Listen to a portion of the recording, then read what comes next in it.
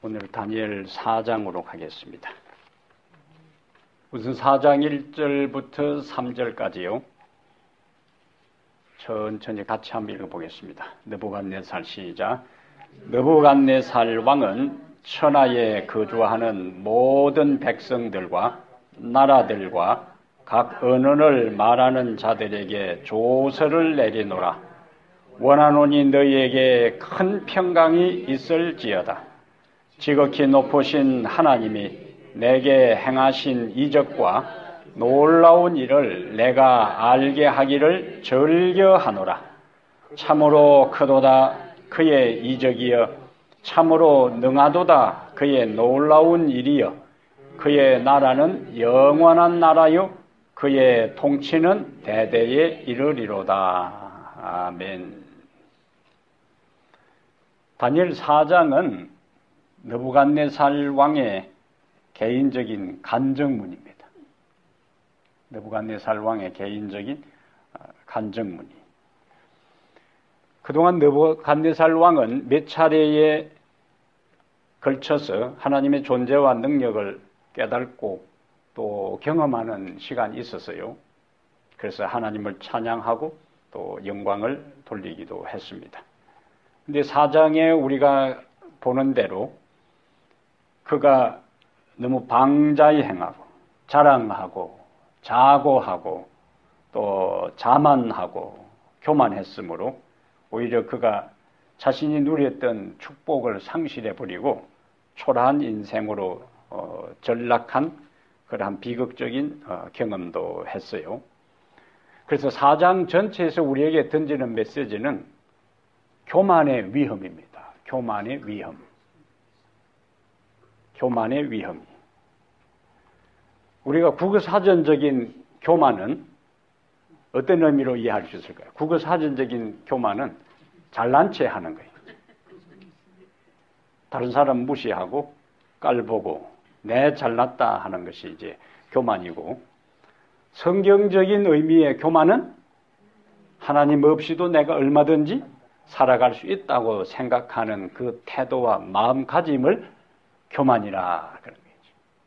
하나님 찾지 않아도, 하나님이 도와주지 않아도, 하나님을 의지하지 않아도 내가 열심히 하면 다 가능하다고 생각하는 그런 모습을 교만이라 그렇게 합니다.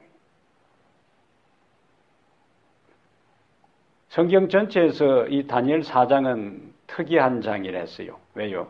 이 사람은 이스라엘 사람도 아니고 이교 제국의 그 이교 총수가 하나님을 만난 다음 자신이 하나님을 찬양하고 영광을 돌리는 내용으로 이제 4장이 막을 내립니다.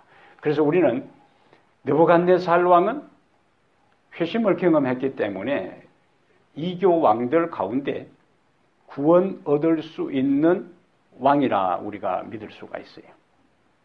다른 사람들 같으면 구원받을 수 있는 그 언저리도 가지 못하지만은 느부갓네살 왕은 회심을 경험하고 다시 배도하고 타락한 상태에 죽은 것이 아니고 회심을 경험한 다음에 그가 그의 인생을 마쳤기 때문에 다니엘 4장은 그의 경험의 간증이고 오늘 우리에게 주어지는 메시지를 우리가 진지하게 살펴볼 필요가 있습니다.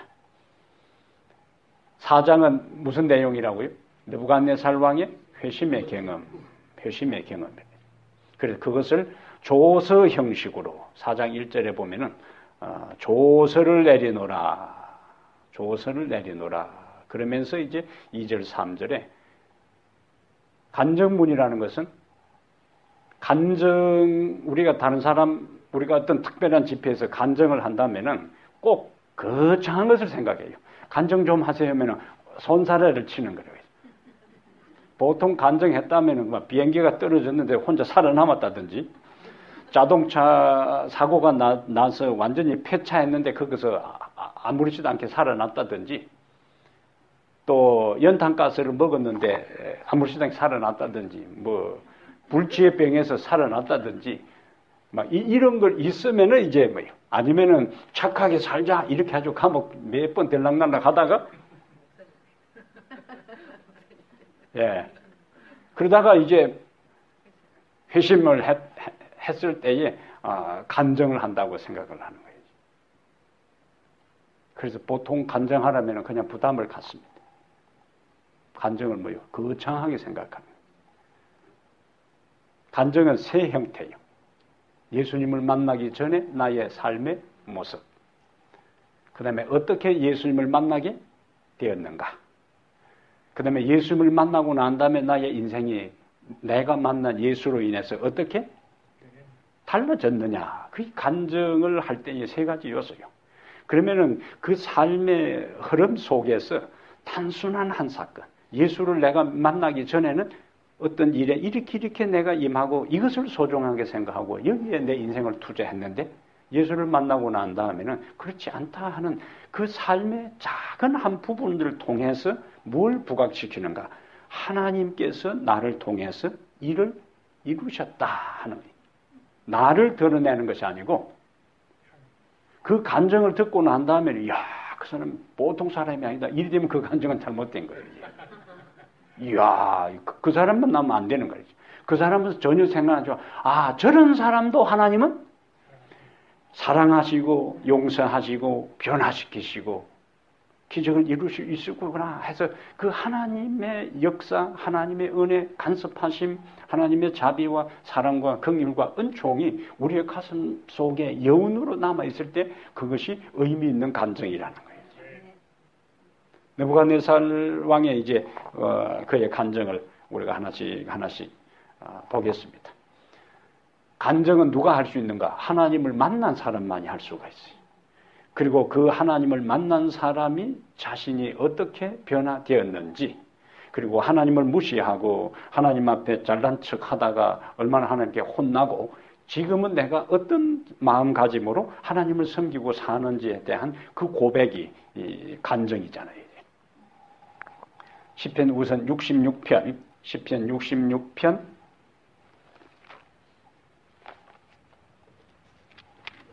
시편 66편 16절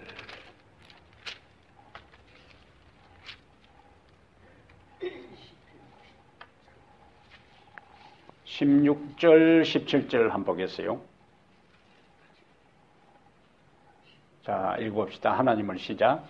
하나님을 두려워하는 너희들아 다 와서 들으라. 그럼 뭘 이야기해요? 하나님이 나의 영혼을 위하여 그 다음에 행하신 일을 내가 선포하리로다. 17절 내가 나의 입으로 그에게 부르짖으며 나의 혀로 높이 찬송하였도다. 16절 핵심이 하나님이 나의 영혼을 위하여 행하신 일을 내가 선포하리로다.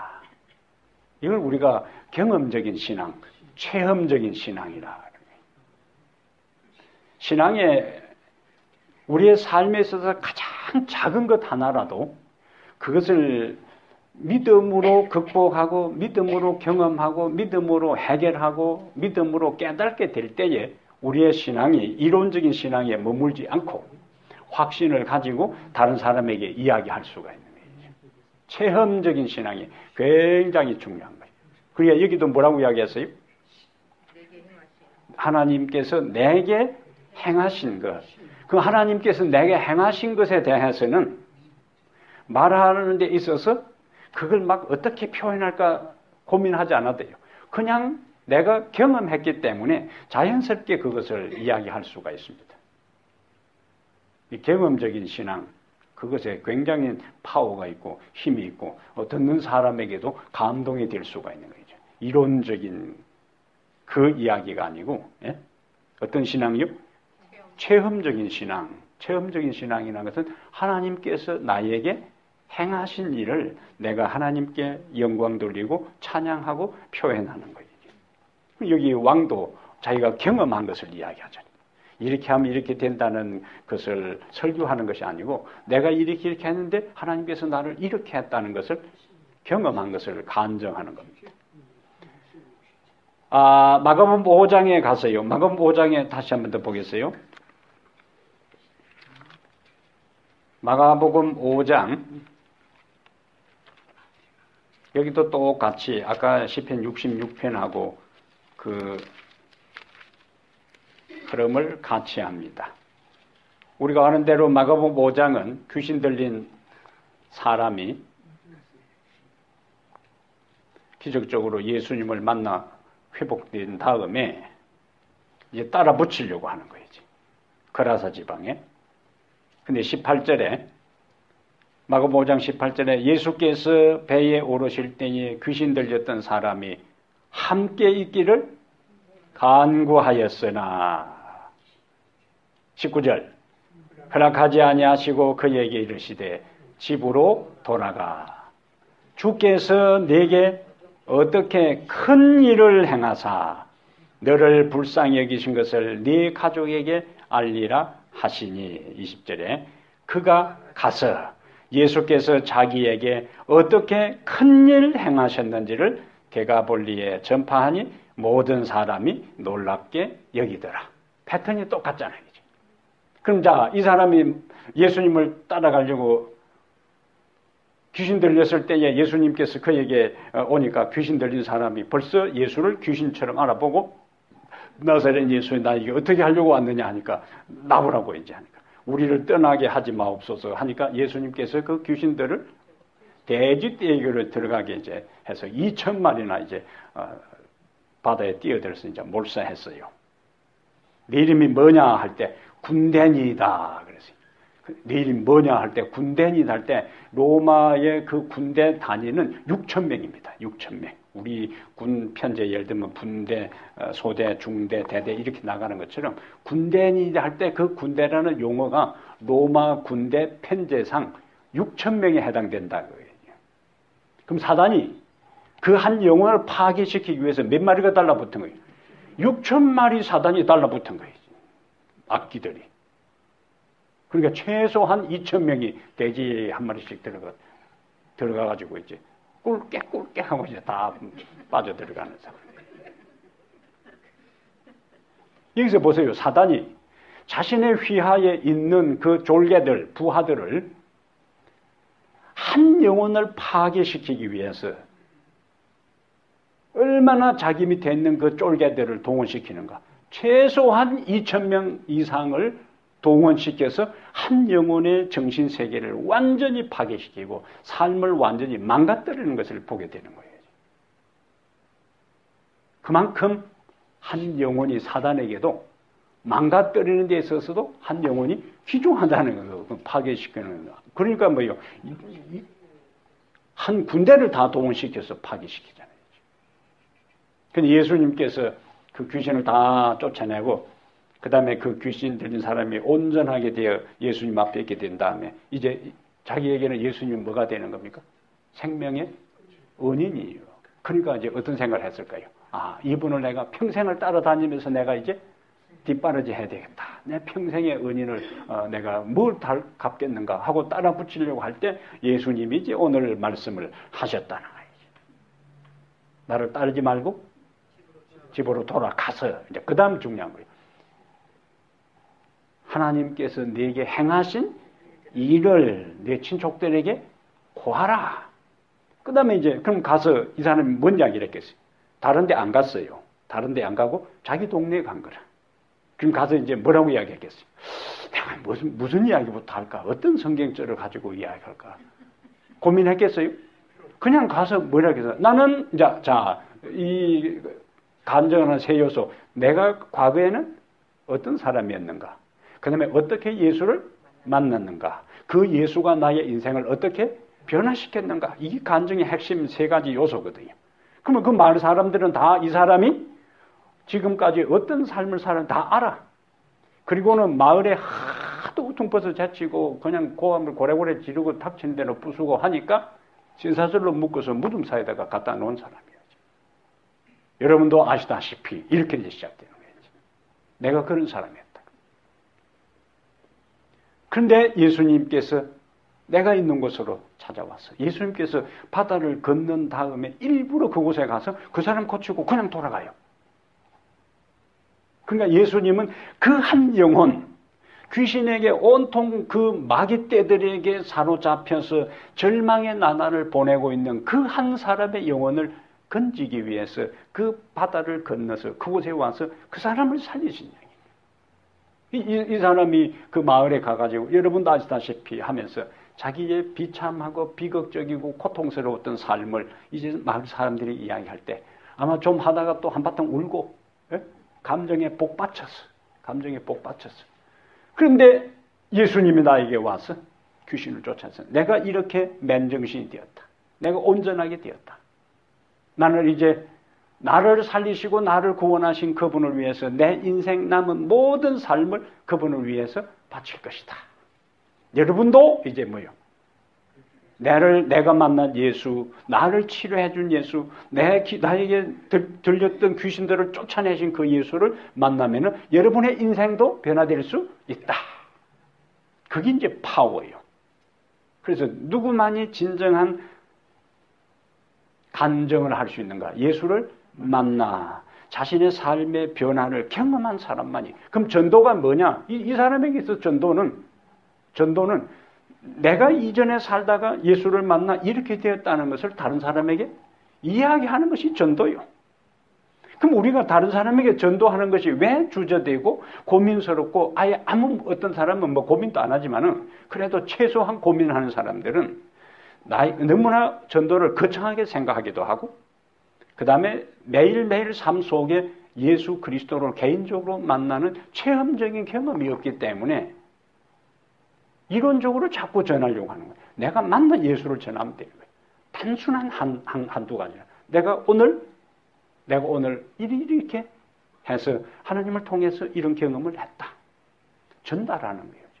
그러면은 전달할 때 하나님의 성령께서 그 단순하고 평이한 그 경험 속에서 그것을 전달받고 듣는 사람의 마음에 깨달음을 주고 감동을 주는 분은 하나님의 성령의 역할이죠.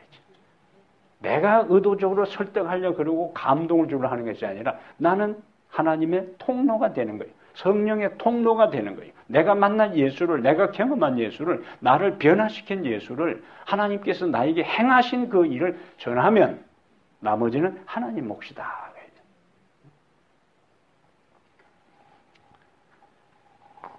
느부갓네살 왕이 이와 같은 간증들을 이제 계속하고 있어요. 그래서 우리가 하나님께 기도할 것은 하나님, 나의 신앙이 이론적인 신앙이 아니라 어떤 신앙이? 체험적인 신앙이 되도록 도와주십시오. 거기에서 능력이 나타납니다. 거기에서 확신이 있고 흔들리지 않아요. 경험적인 신앙이 하나하나 차곡차곡 쌓여갈 때에 유사한 어떤 어려움이 있으면은 이전에 자신의 삶을 되돌아보는 거예요. 오늘 여기까지 이끄신 하나님의 섭리의 손길을 회고하게 됩니다. 그러면 어떤 결론을 내리는가? 지금 내가 이런 어려운 가운데 있어도 내 인생의 뒤안길, 지금까지 살아온 삶을 보니까 그때 하나님께서 이렇게 하셨으니까 지금 내가 직면하고 내가 당면한 이 문제도 하나님이 도우실 것이라는 확신이 생기게 되어 있습니다. 그러면 그것을 극복해요. 그것을 해결합니다. 그것을 뚫고 나가요. 그럼 또 다른 형태가 오더라도 또 조금 전에 얼마 전에 경험했던 그것을 기초 삼아서 또다시 현재의 삶에 대한 것에 대해서도 하나님을 의존하고 의지하고 믿음으로 나가는 확신을 우리가 가질 수가 있다는 거예요. 우리 신앙의 중요한 원동력입니다. 경험적인 신앙. 우리가 다시 이제 던질 질문은 이 세상에 일어나는 초자연적인 기적, 이적, 여기 이제 뭐라고 했냐면은 느부갓네살이 이렇게 이야기했어요. 3절에 참으로 크도다 그의 이적이여 참으로 능하도다 그의 놀라운 일이야. 자, 느부갓네살이 뭘 이야기했어요? 참으로 크도다. 뭔 이야기를 한 다음에 2절에 지극히 높으신 하나님이 내게 행하신 뭐라고? 이적과 놀라운 일을 내가 알리하기를 즐겨하노라 해놓고 참으로 크도다 그의 이적이여 참으로 능하도다 그의 놀라운 일이여.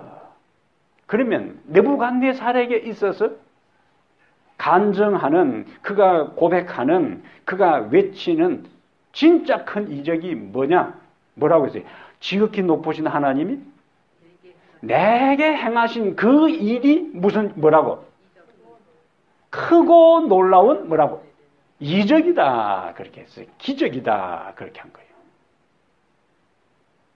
그러면 이 세상에서 우리가 경험하고 우리가 이 세상에서 목격할 수 있는 가장 큰 이적은 느부갓네살 왕이 간증한 것하고 연결시켜 볼 때에 무엇이 가장 큰 이적인가?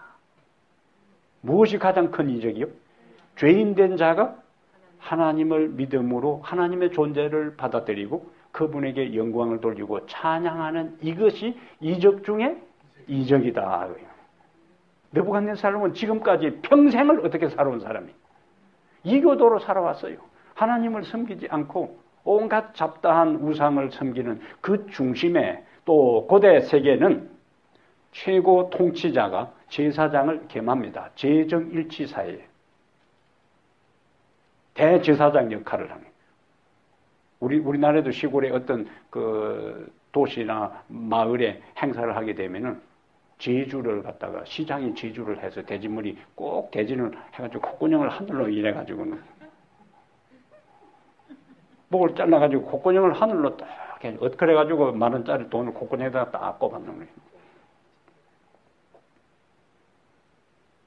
사단은 꼭 흉을 내도 하나님께 드리는 제물은 순결하고 깨끗한 정결한 짐승을 사단은 꼭 흉을 내도 반대로 성경에서 가장 부정한 것으로 언급한 돼지를 잡아서 제사를 꼭 빗나가는 거예요. 엇박자를 놓는 거예요. 그냥 뭐 이야기를 하려고 하다가 그렇게 왜 돼지 이야기를 하고 있니? 그는 평생 뭐요? 이교도로 살아왔다는 거예요.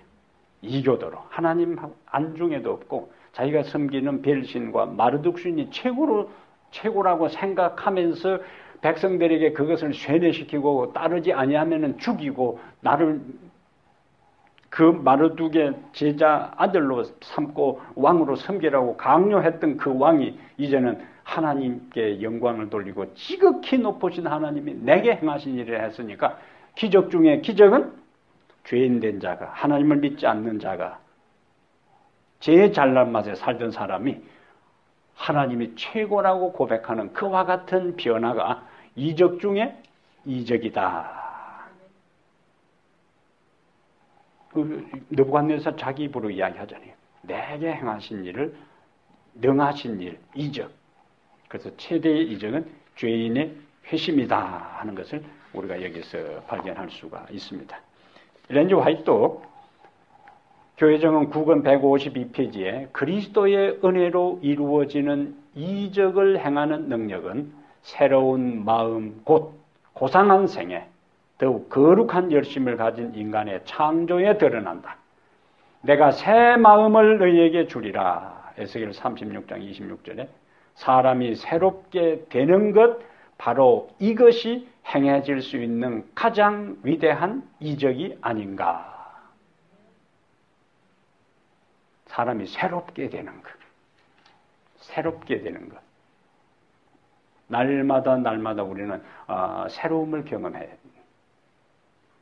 그래서 연세가 들 때에 바울이 우리의 겉사람은 후패하나 우리의 속사람은 날로 뭐라고요?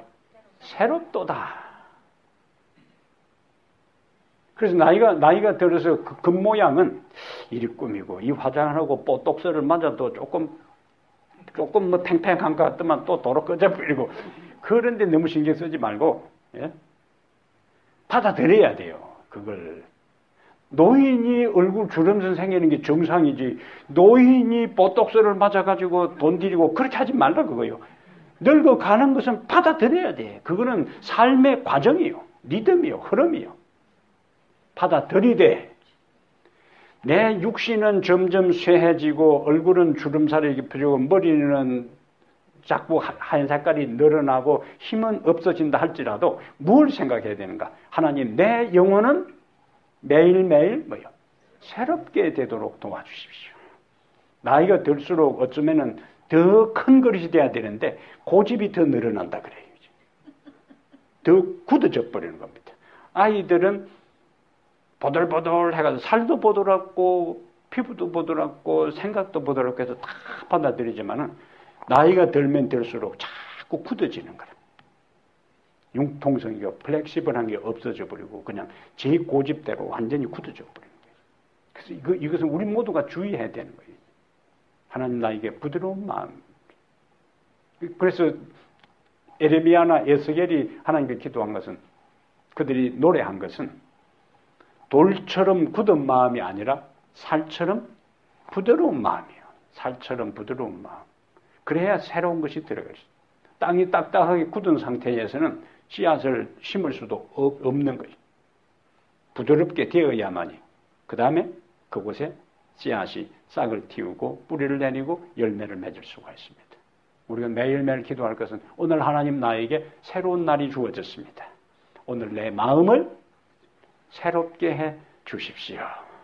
어제보다 오늘은 더 완고하고 고집스럽고 딱딱하고 그러한 것이 아니라 어제보다 오늘 내 마음은 내 육신은 노쇠해지고 내 육신은 기력은 쇠해진다 할지라도 내 영은 날마다 새롭게 도와주십시오.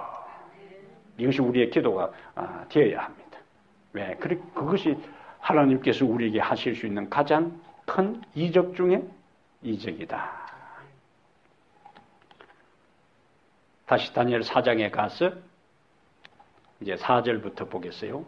이제 그 간증을 이제 서론적으로 딱 한 다음에 나 느부갓네살이 내 집에 편히 있으며 내 궁에서 평강할 때에 한 꿈을 꾸고 그로 말미암아 두려워하였으니 곧 내 침상에서 생각하는 것과 머릿속으로 받은 환상으로 말미암아 번민하였노라. 4절 5절의 메시지는 위기는 잘 나갈 때에 생길 수 있다 메시지입니다. 위기는 잘 나갈 때에 올 수 있다. 느부갓네살은 위대한 정복자입니다. 전제군주요. 그리고 바벨론 도성을 건축한 위대한 건축자입니다. 느부갓네살 왕은 그의 43년간 재위 기간, 왕위에 있는 대부분의 시간을 전선에서 보냈어요. 전쟁터에서 보냈습니다. 그는 왕이 되던 기원전 605년에는 그 당대 가장 근동 지역의 패권을 가지고 있던 아수리아를 정복합니다. BC 605년에 아수리아를 정복해서 역산부대로 사라지게 하고 그리고는 근동 지역의 새로운 패권자로 등장하게 되는 중심 인물이 바로 누구였다? 느부갓네살이에요. 이건 지금 내 집에 편히 있을 때의 상황을 지금 우리가 살펴보는 거예요.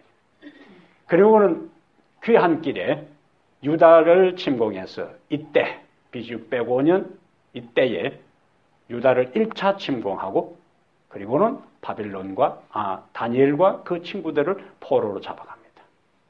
그래서 느부갓네살 왕이 3차례에 걸쳐서 유다를 침공했는데 다니엘서를 기록한 다니엘은 제1차 침공인 BC 605년에 포로로 잡혀가게 됩니다. 그리고는 기원전 586년에 드디어 유다를 완전히 정복합니다. 다시 기원전 573년에는 두로를 정복해요. 두로의 멸망에 대한 것이 에스겔 29장 18절부터 22절에 두로의 멸망에 대한 것이 있는데 자그마치 13년 동안 두로를 포위해서 결국에 두로를 멸망시켜요. 그리고 568년에 애굽을 정복합니다. 그러니까 아수리아도 정복하고 고대 상업국가인 부유한 나라인 두로도 정복하고 애굽도 정복하고 유다도 정복하고 그리고는 이제는 지중해를 중심으로 하는 근동 지역에 더 이상 바벨론에 도전할 나라가 없게 된 거예요. 그 상황의 이야기가 뭐냐면은 내 집에 이제는 전선에서 돌아와서 뭐예요? 주변 나라를 다 정복하고 내 집에 편히 있으며 내 궁에 평강할 때에 자 그동안 전선을 누비던 사람이 전쟁에서 죽지 않고 돌아왔어요. 그러고는 바벨론 도성을 건설하고 이중 성벽을 만들어서 6m, 7m 될 정도로 성벽 두께로 마차가 2대가 성벽 위로 지나갈 정도의 그 성벽으로 바벨론 도성을 쌓고, 그것도 모자라 그 성벽 주변에 유프라디스강을 끌어들여서 해자를 만들고, 거기다가 아수리아를 정복하고 애굽을 정복하고 유다를 정복하고 두로를 정복한 천하 최강의 군대에 의해서 지키는 그 왕궁 안에, 예? 더 이상 조던할 나라도 없고 그 모든 나라를 정복한 군인들이 이중 성벽에 또 바깥에 홀을 파서 물을 둘리는 거기에 군인들이 지키고 있는 그 왕궁에 어떻게 하고 있다고? 내 집에 편히 있으며 내 궁에서 평강할 때에. 외행적으로 이제는 더 이상 부를 것도 없어요. 외행적으로 두려워할 것이 아무것도 없습니다. 어느 나라도 바벨론에 도전할 수 없고 그 모든 나라를 정복한 최강의 군사들이 그 왕궁을 철통같이 경호하고 있는 그 왕궁 한복판에 있는 상태니까 걱정할 것이 전혀 없는, 이제는 뭐예요? 이제 편히 쉴 수 있는 그러한 조건이다. 근데 위기는 잘 나갈 때에 올 수 있다. 위기는 잘 나갈 때에 올 수 있다. 자, 누가복음 12장 잠깐 갔다가 정리를 하겠어요. 누가복음 12장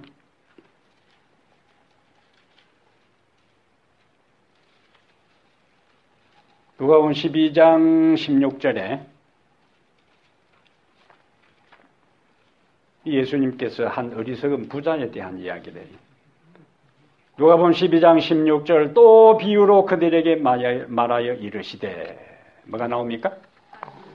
한 부자가 그 밭에 소출이 뭐요? 풍성함에 심중에 생각하여 이르되 내가 곡식 쌓아둘 곳이 없으니 어찌할까 하고, 또 이르되 내가 이렇게 하리라. 이제는 내가 가난한 사람에게 이것을 다 나누어 주어야 되겠다. 이렇게 나가야 흐름이 맞잖아요. 쌓을 곳이 없는데. 근데 어떻게 한다고? 18절에 내 곡간을 헐고 더 크게 짓고 내 모든 곡식과 물건을 크게 쌓아 두리라. 이제 19절이 아까 느부갓네살 왕의 경험이요. 또 내가 내 영혼에게 이르되 영혼아, 뭐라고? 열에 쓸 물건을 많이 쌓아두었으니 그 다음에 평안히 쉬고 먹고 마시고 즐거워하자 하리라 하되. 사람들이 다 여기 이 형태로 진행되는 거예요. 일반적으로 살아가는 사람들의 형태가 이 범주에서 벗어나지를 못합니다. 쌓고 이제 내가 은퇴하고도 편안히 했으니까 이제는 골프나 치고 여행이나 다니고 취미생활이나 하고, 이것이 일반적인 흐름이에요. 여기 이 부자의 이야기나 하등의 차이가 없습니다.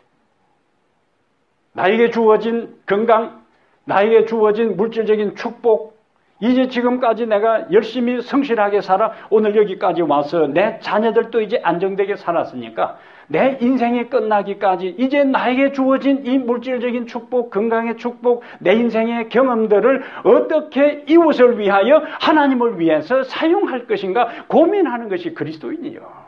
예? 그렇게 우리의 인생의 마지막을 살아야 하는 겁니다.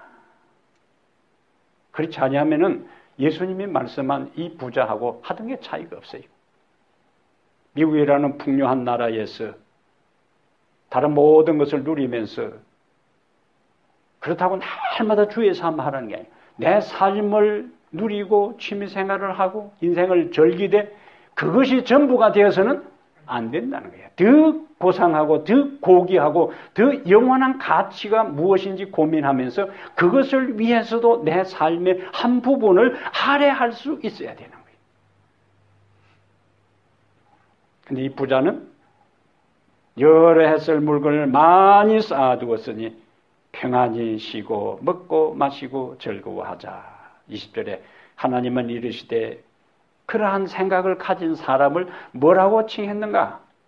어리석은 자여, 오늘 밤에 내 영혼을 도로 찾으리니 그러면 내 준비한 것이 누구의 것이 되겠느냐 하셨으니, 자기를 위하여 재물을 쌓아두고 하나님께 대하여 부요하지 못한 자가 이와 같으니라. 성성장구해서 정복 사업을 마쳐 지역 전체에, 지중해 지역 전체에 패권을 장악한 왕에게 있어서는 이제는 더 이상 부러울 것이 아무것도 없어요. 아무것도 이제 없습니다. 이제는 내 궁에서 편히 쉬고 누리자. 그럼 우리가 나에게 주어진 이 모든 것에 대한 것들을, 아까 우리가 사장의 흐름들을 교만이라 그렇게 했는데, 이제는 이 사람에게 있어서는 어떤 생각이 들겠어요? 이제는 뭐 하나님이 나를 신이 도와주지 않아도 다 정복했고, 바빌론 왕궁을 건설했고, 거기다가 자기 왕비를 위해서 그 왕궁, 한 왕궁 지붕 위에다 세계 7대 불가사의 중에 하나인 바벨론 행인가든 공중정원을 만들어 놓고, 외행적으로는 전혀 불화할 것이 없는 그러한 상태에 있습니다.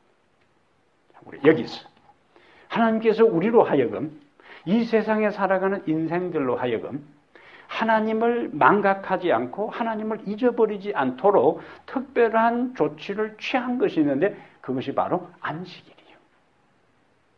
그럼 이스라엘 백성들이 자, 애굽에서 나와서 광야를 통과할 때에 하나님께서 그들에게 만나를 내리셨어요.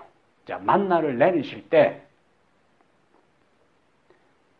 어떤 방식으로 내렸어요? 그냥 장막마다 항아리를 하나씩 딱, 쌀 항아리처럼, 쌀 둑독처럼 해놓고, 아침 되면은 보면은 그 또 딱 그 차 있고, 그 다음에 또 식구들 해먹고, 그 다음날 되면 또 떨어지면 또 차 있고, 이렇게 하실 수도 있어요. 얼마든지 하나님께서 하실 수 있어요. 그런데 왜 꼭 구태여 아침에, 그것도 새벽에 부지런히 일어나서 거두어야 되는 거예요. 그리고 그 다음날 되면 또 싹 사라져 버리고. 근데 자, 첫 번째 가정으로 장막마다 다 항아리를 하나씩 두고, 이제 거기다가 아침 되면은 딱 거기 또 만나가 있고 할 때, 처음에는 굉장히 신기하게 생각했을 거예요. 처음에는 그것이 반복될 때 하나님께 감사했을 거예요. 처음에는 너무 고맙다. 근데 날마다 그냥 그렇게 있으면은 나중에는 더 이상 그것이 신기하지도 않고, 더 이상 그것에 대해서 기적으로 생각하지도 않고, 당연하게 그것을 이제 받아들이는 거예요. 당연하게. 그러면 더 이상 하나님을 의지할 필요가 있는 거예요. 그냥 거기 있으니까, 그냥 내서 먹으면 되니까. 근데 하나님께서 그것하고 안식일하고 연결시켜서 그 다음 날은 다 썩어버리게 하고 매일매일 열심히 움직이고, 그것도 이른 새벽에 가서, 해가 뜨기 전에 가서 움직이게 하다가, 금요일 날 내린 것은 6일째 내리는 것은 제7일 날까지 썩지 않고, 그 다음에 제7일은 내리지도 않고, 그걸 통해서 이 만나를 내리시는 분은 하나님이시고, 하나님께 우리가 전적으로 의지하고 믿고 나가면 절대로 하나님께서 우리가 굶어 죽게 하지 않으신다. 하나님은 게으른 자를 만드는 것이 아니라, 하나님이 축복을 베풀어 주시되 그 축복을 누리려고 하면은 뭐 해야 되는가? 성실해야 되고 자신의 몫을 감당하라는 이야기. 근데 열심히 살되 자신의 생존을 위해서, 자기 식구를 먹여 살리기 위해서 광야라는 그 혹독한 환경 속에 살아남기 위해서 열심히 해야 될 때에 내가 책임지는데, 그 열심과 성실과 일하는 것은 언제는 안식일만큼은 내려 놓으라는 이야기요. 그때는 먹고 사는 것 걱정하지 말고 먹고 살도록 해주시는 하나님에게 모든 초점을 맞추라는 이야기예요. 안식일을 기억하여 거룩히 지키라는 메시지의 핵심은 그겁니다. 안식일은 먹고 사는 데 신경 쓰지 말고 나를 지금까지 먹고 살게 하신 그분에게 모든 것을 바치라고요. 관심도, 사랑도, 애정도, 시간도 그에게 다 바치라는 거예요. 그러면은 나머지 또 주어진 삶과 시간에 하나님께서 뭐 하시겠다고? 책임지시겠다는 걸 반복해서 그렇게 교육시킨 거예요. 먹고 사는 문제 중요합니까? 중요한 거예요. 그래서 예수님께서도 마태복음 4장 4절에 사람이 떡으로만 살 것이 아니요 하나님의 입으로부터 나오는 모든 말씀으로 살 것이니라. 하나님은 절대로 우리의 현실적인 삶을 무시하지 않습니다.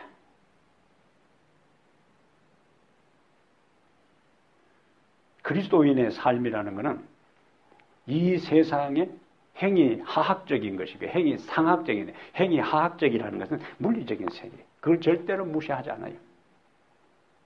제 많은 이 세상은 내 집안이네, 내 살 곳은 하늘이라고 본래 성경적 가르침은 현재 내가 발을 딛고 살아가는 현실적 삶을 절대로 등한히 하거나 무시하지 않는 것이죠. 문제는 그곳에 몰입하고 그곳에 너무 집착하고 애착을 갖는 것이 문제가 되는 것이지 우리의 살아가는 현실적 먹고 사는 문제 중요한 문제예요. 그런데 예수님은 먹고 사는 문제를 무시하지 아니하시고 먹고 사는 문제에 대한 것에 우선순위를 두지 말고 하나님의 나라와 의를 구하는 먹고 살게 하실 수 있는 분에게 너희들의 삶에 초점을 맞추면 어떠든지 이 세상에서 먹고 사는 문제는 내가 살아갈 수 있도록 도와주겠다 하는 것이 하나님의 약속이라는 거예요. 그리스도인의 삶이라는 것은 오늘 살아가는 내 삶에서 하루하루 살아가는 삶에서 내가 지금까지 살아온 것도 주의 은혜라면은 앞으로 내가 살아가는 삶의 모든 것도 주의 은혜로 살아간다는 것을 기억하는 자가 진정한 그리스도인입니다. 이루어진 모든 것 때문에 여기 부자처럼 그 다음에 이 느부갓네살처럼 내궁에 평이 있으니까 더 이상 이제는 하나님이 내 인생에 간섭하지 않아도 내가 그 하나님을 찾지 않아도 살아갈 만하다고 착각하는 순간에 그것은 순식간에 날아갈 수도 있다는 이야기. 보통 경우에 골골백살이라고 저 사람 곧 죽을 것 같이 배질배질 하던 사람이 오래 살고 나는 병원 한 번 안 갔다고 큰소리 뻥뻥 치던 사람이 이 몸이 이상해서 가보니까 당신 암이요 하고 얼마 있다 그만 죽어버린 사람이 있어요. 예? 그런 사람들 자주 보잖아요. 건강도 너무 과신할 거 아닙니다. 모든 면에 마찬가지. 모든 면에. 그래서 내 삶에 내궁에 편이 있고 모든 것이 안정되고 평강하다 해서 그것이 아니라 내가 누리는 평안과 내 집에서 평강을 누리는 그것이 하나님의 은혜인 것을 망각하지 말라는 메시지예요. 느부갓네살의 문제점은 내궁에 편이시고 평강할 그때에 이제는 하나님께서 나에게 주신 그 은혜를 잊어버리고 그것이 내가 이루었다고 말하는 순간 착각하는 순간에 그에게 있어서 짐승 같은 수준으로 전락되어서 7년 동안 고통스러운 인생 밑바닥의 삶을 산 것은 하늘에 높은 분이 계시고 그분이 인생을 인도하시고 그분이 열국을 통치하시고 그분이 권세를 주시고 다스리는 은혜를 주신다는 것을 망각한 결과로 그렇게 된 거예요. 오늘 우리가 하나님 앞에 매일매일 살아갈 때 하나님 안에서 내가 지금까지 살아온 모든 것이 무엇이라고요? 주의 은혜라면 그리스도인은 처음부터 마지막까지 은혜로 시작해서 은혜로 끝나는 거예요. 은혜라면 앞으로 내가 살아갈 인생도 하나님의 은혜로 살아간다는 믿음을 가지고 살아가는 것이 우리에게 굉장히 중요하다는 거예요. 마지막 우리가 생각할 것은 그렇게 철통 같은 경호 속에 있지만은 느부갓네살이 무엇 때문에 두려워했는가? 한 꿈을 꾸고 오늘날 현대 과학이 이렇게 발달해도 무엇은 막을 수가 없는가? 우리가 꾸는 꿈은 막을 수가 없어요. 꿈을 막을 방법은 지금까지 없습니다. 아무리 경비를 쓰고 전자 경비 시스템을 마련해 놓아도 최고의 경호원들을 뺑뺑 둘리 막아 놓아도 그냥 꿈으로 통해 들어오는 것은 막을 길이 없어요. 이게 인간 세상과 하나님께서 하시는 방법의 결정적인 차이입니다. 내궁에 편이시고 평강하다고 큰 소리 쳐도 꿈속에 나타나는 그 하나님의 그 메시지를 막을 길이 없는 거예요. 그래서 하나님께서 하시는 방법은 인간이 생각하고 인간이 판단하는 그 모든 차원을 뛰어넘는다 하는 걸 단적으로 보여주는 거예요. 세계 최강의 군사들에게 호위되어 있고 가장 초롱성에 둘러싸여서도 그 왕의 꿈속에 나타날 그 꿈으로 인해서 두려워하는 것은 인간의 생각, 인간의 경륜, 인간의 경험, 인간의 권세, 지혜가 얼마나 미력하고 하나님께서 마음먹은 세계 최강의 그 왕이라 할지라도 꿈 하나로 딱 마음을 사로잡아서 두려움 떨게 해서 나중에 굴복시키는 모습을 보잖아요. 우리가 믿는 하나님이 하시는 방법입니다. 뭘 가지고요? 꿈으로. 요셉의 인생을 반전시키는 수단도 꿈이잖아요. 꿈. 그런데 사사기에 기드온 미디안 군사들과 기드온이 싸울 할 때 굉장히 긴장하고 할 때에 그것도 꿈을 통해서 용기를 주고 예수님께서 신문 받을 때에 빌라도의 아내가 와서 쪽지를 전달하면서 이 죄 없는 사람에게 함부로 하지 말라고 쪽지를 전해도 어젯밤에 꿈에 그것도 꿈이에요. 그래서 우리는 우리가 처해 있는 현실이 답답하고 아무리 막혀 있는 것처럼 보여도 하나님이 우리를 도우시려고 마음먹으면 하나님은 우리가 상상할 수 없는 가장 단순하고 가장 쉬운 방법으로 우리의 인생의 문제를 해결해 주실 수 있는 분이라는 확신을 가지고 살아가게 되기를 바랍니다. 오늘 내가 여기까지 살아온 것이 다 주의 은혜라고 생각하고 매일 매순간 하나님 내가 오늘 여기까지 온 것이 주의 은혜일진데 한순간도 주의 은혜를 망각하지 아니하고 나에게 주어진 이 은혜를 더 주를 위하여 이웃을 위해서 베풀 수 있고 나눌 수 있는 사람 되게 해 주십시오. 그리고 매일 매순간 내가 하루하루 더욱더 새로워지게 해 주십시오. 기도하는 삶을 살게 되기를 바랍니다. 기도하겠습니다. 하나님 우리 아버지, 우리 하나님께서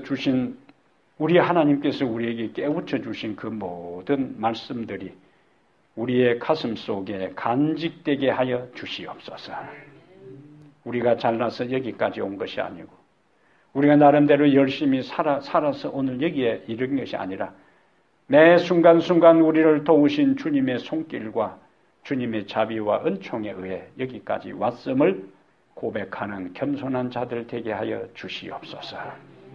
내가 지금 건강하고 내가 물질적으로 안정되고 누리는 그것 때문에 그것으로 인하여 더 이상 하나님이 내 인생에 크게 필요하지 아니하고 그렇게 하나님께 기도하지 아니하고 그렇게 하나님의 도움을 간구하지 않아도 살아갈 수 있다는 생각이 한순간도 일어나지 아니하도록 매일 매순간 주의 영으로 우리를 깨우쳐 주시옵소서. 주님의 한순간이라도 우리를 도와주지 아니하시면 한순간이라도 호흡이 거두어져 버린다면 쓰러지고 넘어지고 죽을 수밖에 없는 연약한 인간임을 망각하지 않게 하시며 주 앞에 언제나 겸손한 삶을 살아가게 해 주시옵소서. 내 집에 편히 있고 평강한 그것이 전부가 아니라 내가 편히 있고 평강하도록 도와주신 하나님을 기억하고 그 하나님께 감사하고 찬양하고 영광을 돌리며 그 하나님이 내 인생의 남은 삶 속에 어떤 삶을 살기를 원하는지를 고민하고 기도하며 남은 삶이 하나님의 뜻 안에서 날마다 새로워지는 거듭나는 경험, 주의 영으로 새 생명으로 변화되는 성장하는 그 자리에 있게 해 주시옵소서. 이제 우리의 삶의 처소로 돌아갑니다. 말씀을 사랑해서 이 저녁에 나온 주의 백성들 가는 곳에 함께 하시고 남은 한 주간의 삶이 하나님 안에서 형통하게 하시고 강건하게 하시며 성도들 가운데 육신적으로 정신적으로 병들고 힘들어 신앙의 자리에 오지 못한 주의 종들을 기억하셔서 그들의 아픈 자리를 어루만지시고 그들의 침상을 지키시고 하늘이 주는 평강과 위로와 평안이 그들의 마음에 넘치게 해 주시옵소서. 우리 주 예수님 이름으로 기도합니다.